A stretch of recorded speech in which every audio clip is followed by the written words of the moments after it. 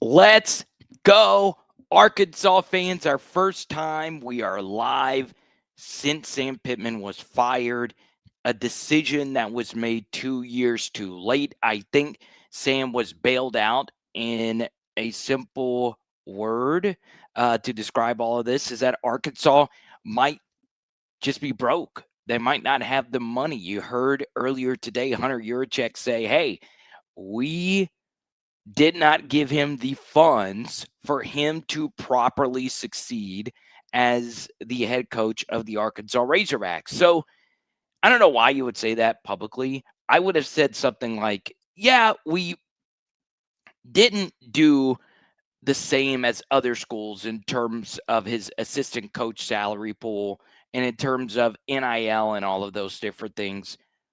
But we would have liked to have won more games instead of, hey, it was a gazillion percent our fault for not giving him enough money to succeed, which, there was more answers to the press conference that more so point in that direction. But the viral clip is the viral clip.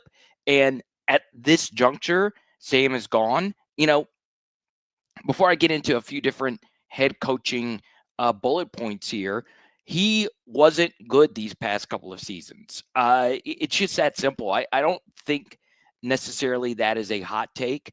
I think you could see that there were plenty of instances over the past couple of seasons that would have told you that, hey, it's time to go in a different direction. And look, I understand there's quite a few people saying, well, you always have 2021. 2021 was a great season. And to that, I say you went 8-4. It's not as if it was the absolute best season ever. And you went 8-4. You actually went 9-4 and all of that. But it was good. It was still a good season. Since then, though, it has not been great. And I understood the logic behind running it back with Bobby Petrino and Travis Williams as some continuity, and your quarterback was back and all those different things. But it was time to go in a different direction. It was overdue. So you do get a bit of a discount, as is the case with plenty of buyouts. You have some clauses in there that you get a little bit less than what you initially thought. It was supposed to be a $9.5 million buyout. They were able to get it down to 62%, which is now at a $7 million buyout. So Sam basically, what he was making every year, he gets an extra year of that just to walk away. So, I really don't have any hard feelings towards Sam Pittman. I will say it's were there times I think he could have done things differently for him to keep his job? Yeah, yeah. The teams weren't the mentally strongest. And over time, you had a close game problem. So there you go. Then Bobby Petrino elects to fire Travis Williams as the defensive coordinator. I I understood that as well. The defense had been so bad. It had been so rancid. If Bobby legitimately thought he had a chance for this job, which he does, he fires T. Will. If he thought he was just a rental for sure the rest of the season, T. Will probably remains as the defensive coordinator. But he's fired. Bobby and T. Will did not get along, based on my understanding. It was a little bit deeper than my side of the football has been really good and your side of the football has sucked. And T. Will had been trending in the wrong direction. I understood that Ole Miss offense was really good, not 63 points without Trey Harris good, and not 41 points, as was the case a few weeks ago. So let's get into a few different names. American Patriots says Gus Malzahn as the next coach. Bumbles says no. AP is an LSU guy. He's tired of Brian Kelly. Arkansas is not going to hire Brian Kelly because Brian Kelly's not leaving the LSU Tigers. Okay. Now, I want to get into a few different names. This is via Sports Illustrated, and the thumbnail image is that of Rhett Lashley. Actually, this is the wrong one. I didn't mean to do that. Huh? Huh? Huh? Um, let's go to here. Boom, boom. Let's go through the names from Sports Illustrated. This is Brian Fisher's hot list. Bobby Petrino is at the top of his list. John Gruden. Would John Gruden legitimately come be the Arkansas Razorback head coach? I do think if Arkansas was really interested in going in that direction, I do think Gruden would be interested. And I don't think he would half-ass it just because he has a good media career and he has something to fall back on. But I would not go in that direction, even though I wouldn't mind it. This is a name that I think a lot of Arkansas fans need to get used to. I have heard, and once again, I'm an LSU YouTuber, not Tulane, but I have heard that John Summerall is interested in joining the SEC. Okay. Obviously, an alma mater at Kentucky. Does he want to leave Tulane? I don't know. Rhett Lashley is just too obvious for me. He's just too obvious. It's never the most obvious guy. And I know that's not like the single most sound reasoning when it comes to this coach taking a job or not taking a job. But Rhett Lashley, obviously he is from Springdale. Obviously he did play at Arkansas. Obviously he loves the state of Arkansas. Geographically, this wouldn't be that big of a move. He knows the state of Texas. I know that there are quite a few powerful people that want Rhett Lashley to be the next head coach at Arkansas. I am telling you right now, this name has been connected to Arkansas for more than just the past month. This has been brewing for a while. I think he stays at SMU. SMU has a deeper NIL pool. SMU has more millionaire donors that are locked in on donating to SMU. It's Dallas, for goodness sakes. And on top of that, if you were to make the college football playoff again, it's more likely you're going to do that at SMU than you would at Arkansas. Now, if you were to hire Rhett Lashley, you would need to buy him out of his SMU contract, then give him a raise, and then allow him to hire his own staff, which is going to be very expensive. And then in the SEC, where you do have some deep pockets that you would be going up against, you would need to pay up to give him an NIL pool to actually work in the Southeastern Conference. So this to me would be one of the more expensive moves. We go along here with Jeff Traylor. Jeff Traylor loves Arkansas. He loved being at Arkansas. Him and Chad Morris were oil and water. They were not ever a good fit. Jeff Traylor was, for the most part, liked while he was here. And I love the Texas high school connection. And then we get to Alex Golsh. His name is more going to be connected to the Florida opening. Golsh, I like a lot. This would not be the most expensive move. You're coming in. He has a lineage with Tennessee. You know, my favorite coach in the SEC right now is Josh Heupel. If I was starting an SEC program right now, I would probably pick Josh Heupel to run it. Alex Golsh is a Heupel disciple. Okay? Ties to Oklahoma, ties to the Midwest, ties to the state of Florida. has obviously pulled off some pretty big upsets. I'm telling you right now, his USF team got blown out by Alabama in Tuscaloosa 2 years ago.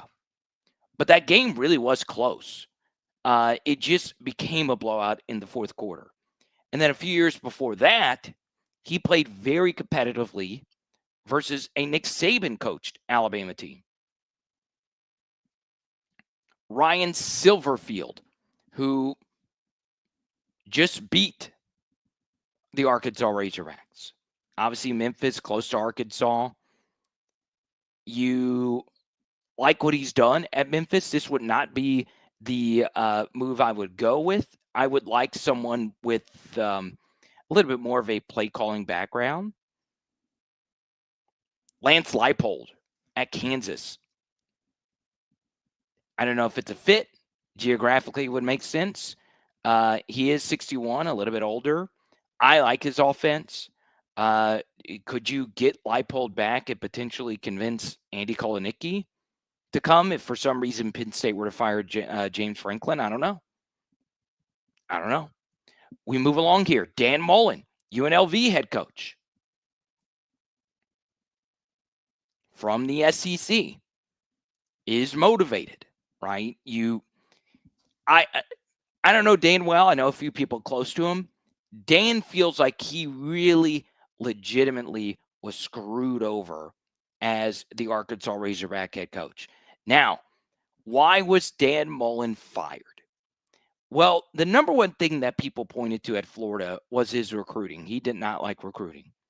But what you could lean into if you are a Dan Mullen supporter for the Arkansas job is that Dan Mullen, while he isn't a good recruiter, what's the point in recruiting anyway anymore? This is a transfer portal era we are living in. Now, do you still need to recruit high school and develop and all those different things? Sure, yeah, absolutely. But there's some extra stuff. I don't know. Tyson Helton, Western Kentucky. The tops? I'll tell you this. There's nothing wrong with some good top. I'm kidding. I'm totally kidding. But Tyson Helton, Western Kentucky. We always know Western Kentucky offenses are great. Would that be something? And then we go to Gus Malzahn. Oh, boy. They also included Barry Lunny Jr. That would be locally the most popular hire. Barry Lunny Jr., of course, played at Arkansas, loved Arkansas, had some success here under Brett Bielema, and was with Chad Morris, and of course was the interim when Chad Morris got fired. Okay. I went through someone else's list. Let me give you my list because, Brian Fisher's been covering college football for a very long time. I have a lot of respect for him. My number one guy right now would be Bobby Petrino, and I'll tell you why. So, like I said, I am not Mr. Insider type, and it's really not what I do. I do analysis. You know me from the film reviews and now these live shows, which is growing. I appreciate there's 45 people in here right now. Once again, every Monday at 5 p.m. We have to move it back a little bit today, but Mondays at 5 p.m. Central, we will be live. Okay.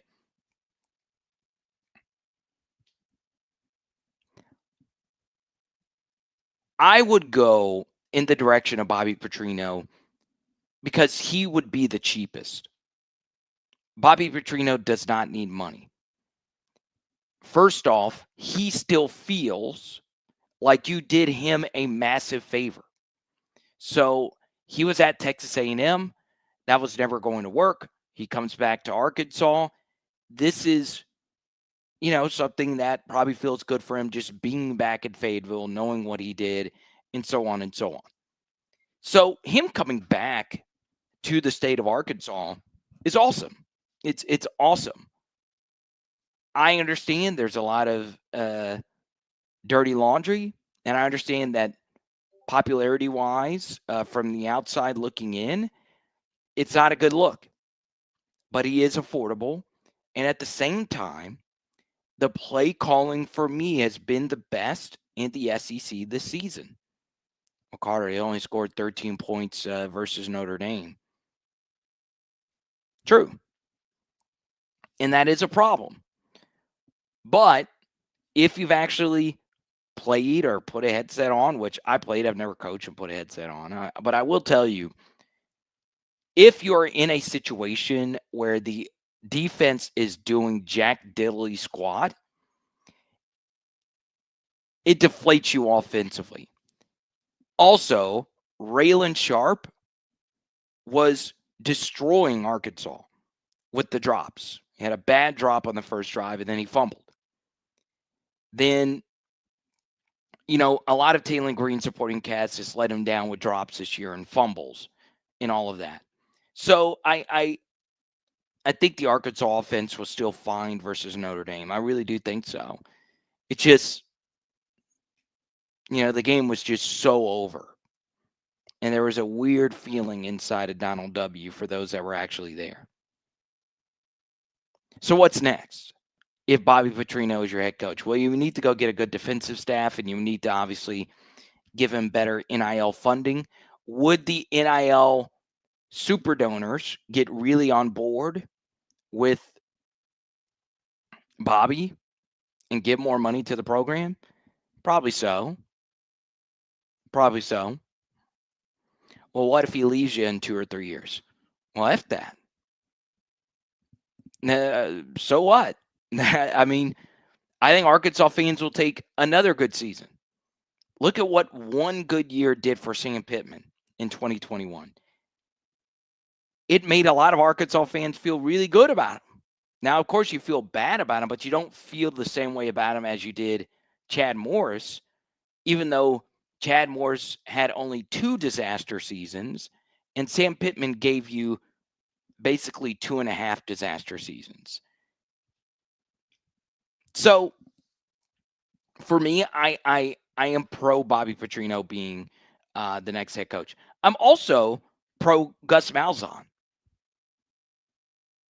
Gus, I don't think you would need to break the bank.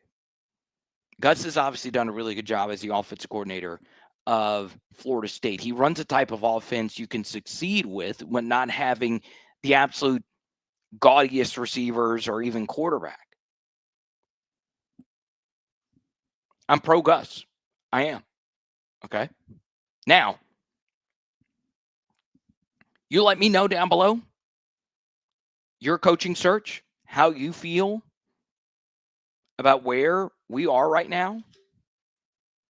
And I'm going to give you now, like we do every Monday, my SEC power rankings. Huge shakeups. Huge. And to me, the biggest change happens with LSU. My dear beloved Tigers. Ask American Patriot. He was trying to get Brian Kelly out the door a little bit earlier. They slide down 3 spots. They probably should slide down even lower. Actually, hold on. That one had a mistake on it.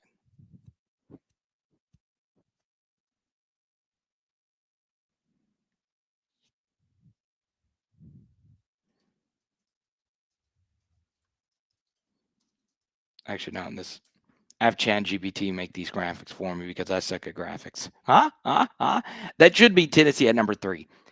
I did move Alabama up to number 1. I know the Florida State game happened, but it was the first game of the season, and you always want to be a little bit more lenient if it is indeed the first game of the year. You cannot look at that game and not say Alabama is not elite and not a favorite to go to the college football playoff right now, even with 1 loss. I kept Georgia at number 2. It wasn't a bad game from Georgia. It wasn't. One player had a massive drop that probably changes a lot how that game played out. Georgia, to me, has had 2 games versus 2 of my top 3 teams and they've won one of each. They won one on the road. So there you go. It should be Tennessee at number 3. It says Ole Miss. Uh, Vols survive a scare on the road versus Mississippi State, where they still outgained Mississippi State, had a better yard per play number, which is rare because Tennessee had 2 defensive touchdowns. So that game obviously could have gone either way. And Tennessee at number 3, Ole Miss at number 4. I moved them ahead of Texas A&M at number 5, who remains unbeaten. Good win over a talented Auburn team. And then you get to Oklahoma at number 6, LSU at 7. I probably should have dropped LSU lower, knowing what we know now about the offense.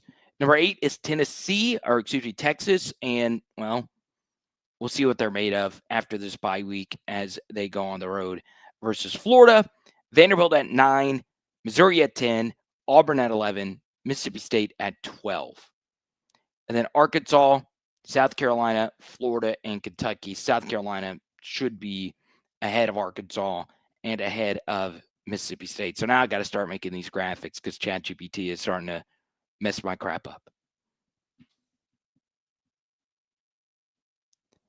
Oh, Tyler, this would be the worst thing to do. Bobby Petrino as head coach and Gus as offensive coordinator. If Petrino is the head coach, he's more than likely going to call the plays. Okay. Now,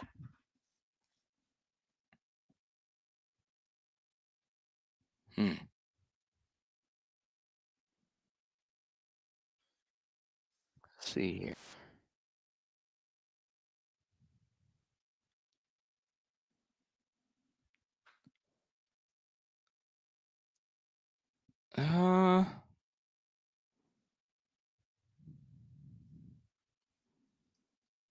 Let's see.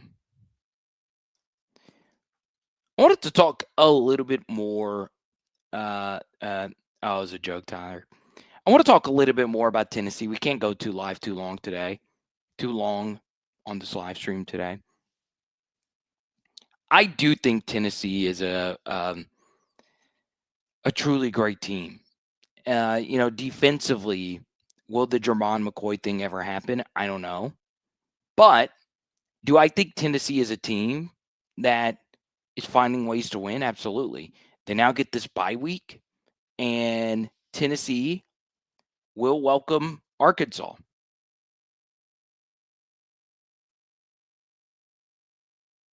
I would definitely get ready to bet the over. That over might be at 78 gazillion. But, for me, when rewatching that Tennessee game, Aguilar throwing the ball high consistently does concern me. It does concern me. I think there's a lot of Tennessee fans that are very happy with Aguilar, as he should be. He's been one of the best quarterbacks in college football right now. But there's something in the back of your mind that's saying the turnovers are about to start happening. And I hope they don't for you. I like Tennessee a lot. Um, and then we'll see what Oklahoma looks like after the bye week. And they'll play Kent State, which is probably the worst team in college football. Michael Hawkins is probably my lowest rated backup in the SEC. Does he step in and get the job done? I don't know. Because he's not only got to win this game versus Kent State, he's also has to play the Texas game. Now, there's some that are saying maybe Mateer could be back for the Texas game. I don't know. I don't know. So there you go. But if you wanted my opinion for this glorious live show, who I think should be the next head coach at Arkansas, I would give a good, long, hard look at Bobby Petrino. I'm serious. I'm serious. Thank you guys so much. We'll see you next Monday, once again at 5 p.m. Central. I'm sorry we had to move it back just a little bit. And we will talk to you soon. Once again, big shout out to our friends at Sequoia Dental, sequoiadental.com. Check them out. It is Power Hour SEC. Boom.